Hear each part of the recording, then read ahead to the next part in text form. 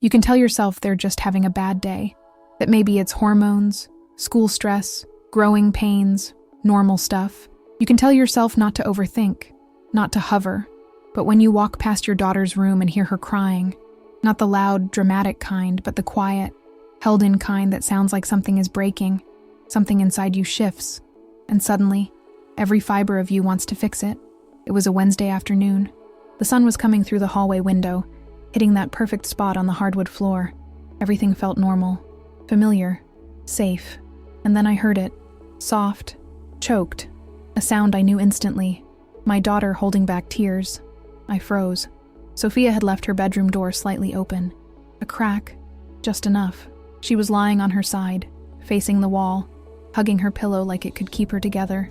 Her hair was messy, her phone face down beside her, and she was crying into the fabric like she didn't want the world, or me, to hear her. I knocked, gently. She turned slightly, just enough to know I was there. Her voice came out muffled, flat. "I'm fine, Mom. It's just school stuff. Just school." I stood in the doorway, unsure of the rules now. She wasn't 5 anymore, when I could climb into bed beside her and kiss it all better. She was 14, and 14-year-olds don't always want their moms crawling into their world uninvited. "Okay," I said quietly. "I'll be downstairs if you need me." She nodded, but didn't turn around, and I walked away with the weight of 1,000 unsaid things pressing down on my chest. For the rest of the afternoon, I paced around the house like a ghost, folding laundry I didn't need to fold, rewriting grocery lists, staring at my phone, resisting the urge to text her from one floor below. Was it a fight with a friend? A bad grade? Something worse? Had I missed something? Had I made her feel like she couldn't come to me? The truth is, no one prepares you for this part. The part where they close the door. Not just the physical one, the emotional one. And you're left on the other side, holding pieces of a puzzle you don't even have the full picture for. That evening, I made her favorite pasta, set the table, lit a candle like I used to when she was younger, and we wanted dinner to feel fancy. When she finally came downstairs, her eyes were red, but dry. She gave me a small smile, the kind that says, "Please don't ask." And I didn't. We ate mostly in silence, the clinking of silverware the only soundtrack. Halfway through, she said, "Thanks for dinner. It's really good." And in that moment, I didn't need a full explanation. I didn't need the full story. I just needed that tiny crack in the wall she was building. The small way she was still saying, "I know you're here." Later that night, I wrote a note in my phone. "She's pulling away, but maybe that's part of growing. I just hope she knows. I'll always be just on the other side of the door." But before we dive into this thrilling story, don't forget to subscribe to the channel and hit like so that YouTube can show you more content like this. The next morning, I lingered outside her door for a moment longer than necessary. Not knocking, not saying a word, just listening. It was quiet. Too quiet for someone who used to wake the house by singing Taylor Swift while brushing her teeth. I knew better than to ask her how she was feeling, not when she was getting ready for school. That window was long gone. Teenage girls don't open their hearts before 8 a.m., especially not while deciding if their bangs look okay. So instead, I did what moms do when they don't know what to do. I packed her favorite snack in her lunch. I folded the sleeves of her hoodie just how she likes, and I wrote a little sticky note that just said, "Have a good day. I love you." I left it inside her backpack. No fanfare, no expectations. She left without saying much. A quick bye, and the sound of the door shutting behind her. I stood there, holding my coffee, wondering how something so normal could feel so hollow. There was no fight, no drama, just distance. The quiet kind. The kind that hurts more because no one's talking about it. I called my sister on the way to work. She has 3 kids. 2 have already made it through adolescence. Barely. "She's shutting down," I told her. She says it's just school, but I can tell it's something more. "Of course it's more," she said. "It's always more. So do I push or back off?" She paused. "You do both. At the same time, you give her space, and you stay right there. You become breathable support." "Breathable support?" I repeated, half laughing. "You realize that sounds like a nursing bra." She laughed too. "Exactly. Unseen, soft, always there, until it's needed. At lunch, I sat in my car instead of the break room and Googled things like how to know if your teen is depressed, what not to say to a sad teenager, when to worry about your daughter's silence. Each article told me some version of what I already knew. Don't push, don't smother, don't disappear. Great, cool, thanks, internet. So I did what felt right. I planned nothing. I expected nothing, but I kept showing up. That night, she came home and went straight to her room. I heard the door shut, not slam, just close. Later, I knocked. Dinner's ready. I'm not hungry, she said through the door. But an hour later, I found her in the kitchen, reheating a plate. She didn't look at me, but she didn't avoid me either. She sat across the table, phone in one hand, fork in the other, scrolling silently while eating.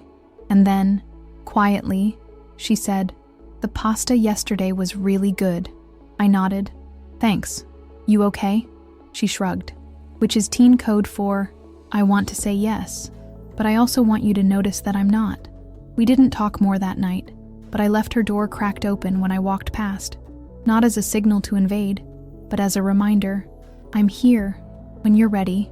I stayed up late again, rereading our old text messages, the ones from when she was younger. "Love you, Mommy. Can you come cuddle me? I can't sleep. I'm scared. Are you home yet?" And now, silence. Not because she doesn't love me, but because she's learning how to carry things on her own, even the things that feel too heavy. That night, I wrote in my journal, this isn't about losing her. It's about learning to love her from a few feet further away. Not less, just differently. Sometimes the universe doesn't shout. Sometimes it whispers. And that's what happened that Friday afternoon.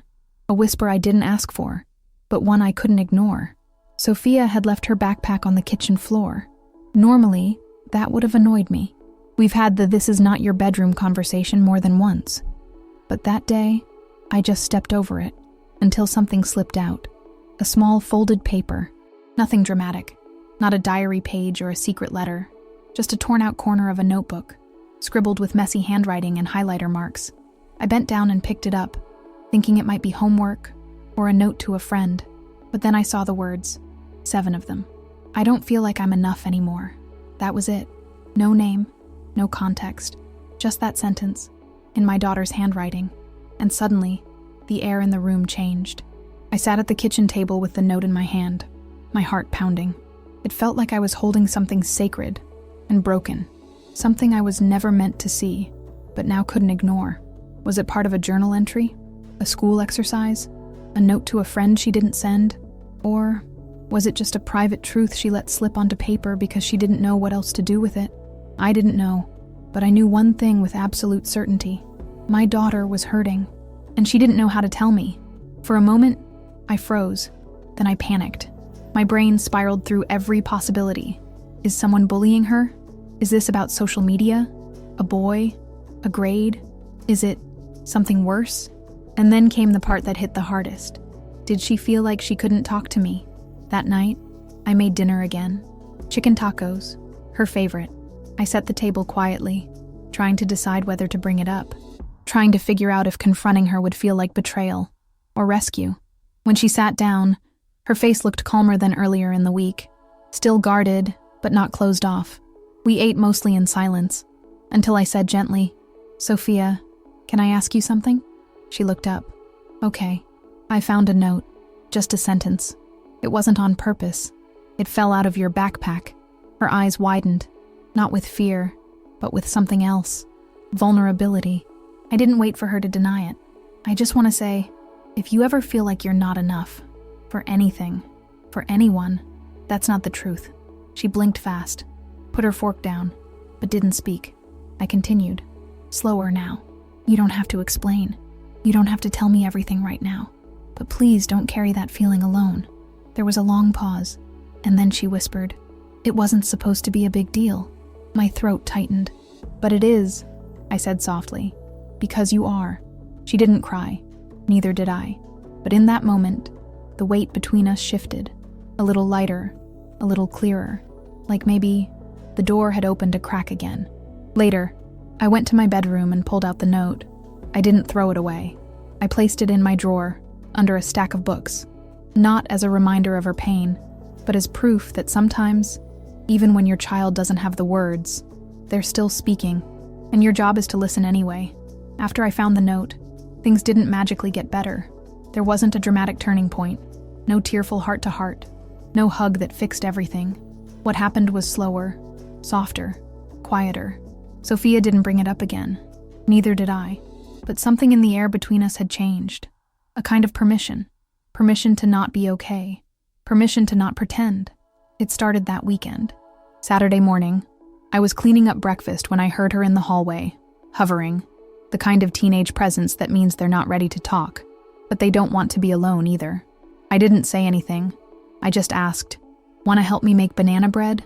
She shrugged, and that was teenager speak for yes. We didn't talk about the note. We didn't talk about school, or friends, or feelings.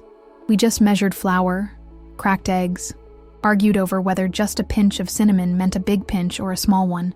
She licked the spoon like she was 6 again, and I let myself enjoy the moment, not as a fix, but as a thread back to her, back to us.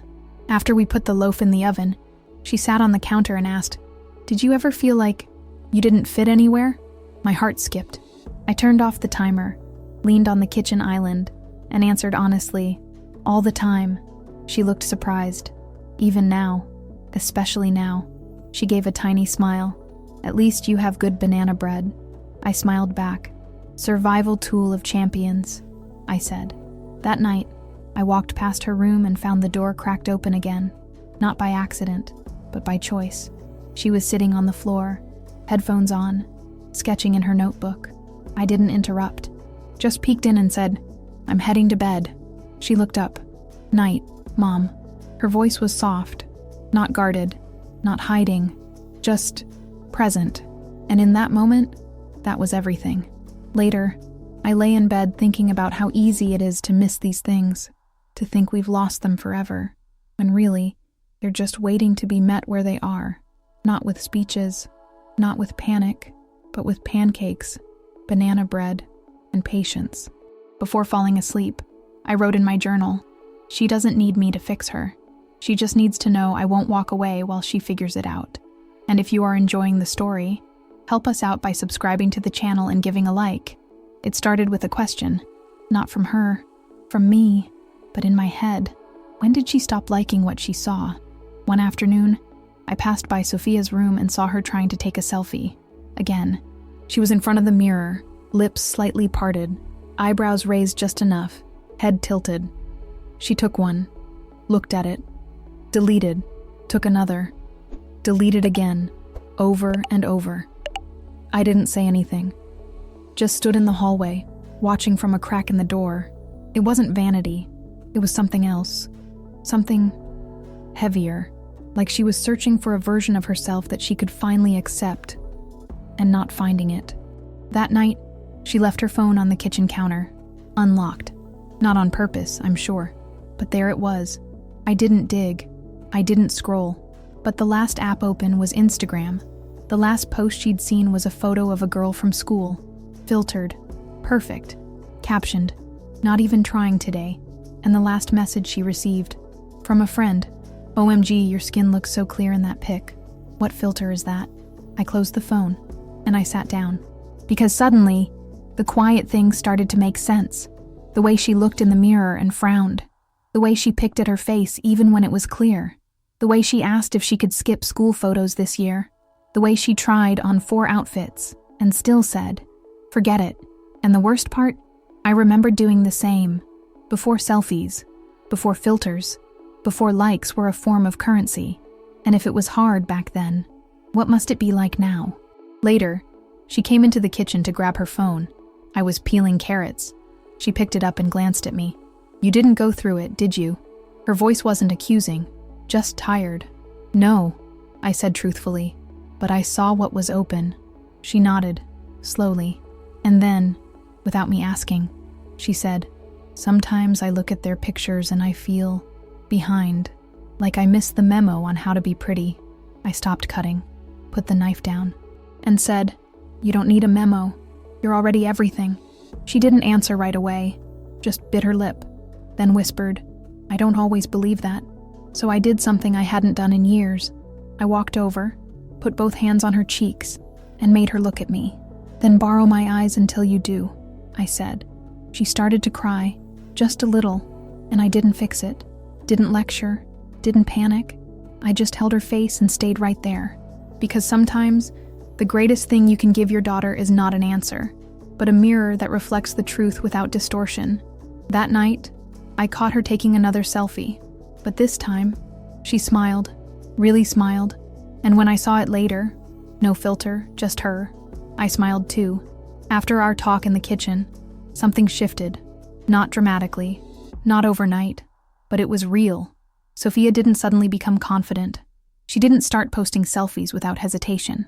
She didn't stop comparing herself to other girls, but she started looking at me again, really looking. And sometimes, even listening. I became intentional, not pushy, just present.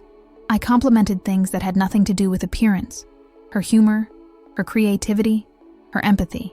I said things like, "You make people feel comfortable. You notice things others don't. You walk into a room and bring calm." At first, she rolled her eyes, but she heard me. I know she did, because one night, I caught her scribbling something on a sticky note at her desk. She thought I wasn't watching. Later, when I passed by her room, I saw it stuck on her mirror. "You don't need to change anything. You already bring light." My words, her handwriting, and I almost cried. I kept going, planting little truths like breadcrumbs. When I saw her making fun of her nose in a photo, I said, "That nose, that's your grandmother's. She carried a family with that strength." When she wore all black one day and said, "I look like a shadow," I said, "You look like someone who owns their presence." She didn't always believe me, but she stopped arguing every time. That was enough. One afternoon, I picked her up from school, and she opened the car door with a huff. "Tough day?" I asked. She nodded. A girl said I looked tired, but in a concerned way. I glanced at her. "You look human. That's the new standard." She laughed, a real laugh. And then she said, "I told her I liked her shoes." She looked shocked. "Kindness is shocking these days," I said. "Sad, right? Also powerful." She nodded. And for the first time in a long time, she didn't pull out her phone. She just sat with me, quiet, present, connected. That night, I found something tucked into the corner of my bathroom mirror, a sticky note, her handwriting again. It read, "Thanks for seeing the parts of me I don't." Just that. No heart, no signature, no explanation, and I didn't need one. I stood in front of that note and whispered, "I'll always see them, until you can, because that's what mothers do. We remember who they are, even when they forget." It was a Saturday afternoon, the kind where no one had plans and time just drifted like laundry on the line. Sophia was in her room, headphones on, feet up, humming to music I didn't recognize, which was usually my cue to leave her in peace. I was halfway through folding a towel when she appeared at the doorway, holding something behind her back. She cleared her throat. "Hey, can you help me with something?" I looked up, surprised.